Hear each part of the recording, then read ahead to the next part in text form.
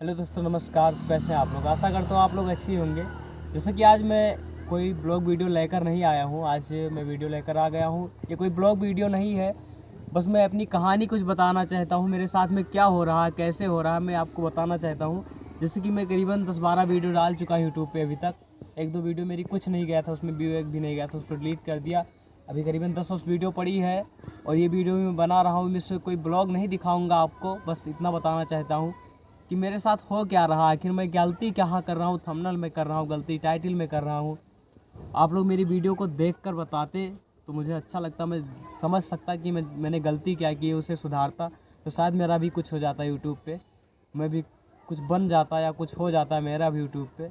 जाकर आप लोग मेरा वीडियो देखें यूट्यूब पे, और जो लोग देखते हैं उनकी तो बात अलग है, और जो लोग नहीं देखते, नहीं देखे हमारा वीडियो, वो जाकर देखें यूट्यूब पे हमने क्या गलती की, टाइटल में गलती की या थंबनेल में गलती की, और हमें सजेस्ट करके कमेंट में बताएं।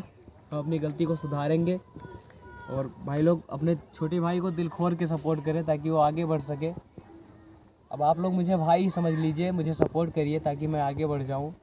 बस आज की वीडियो में इतना ही, मिलते हैं अगले वीडियो में।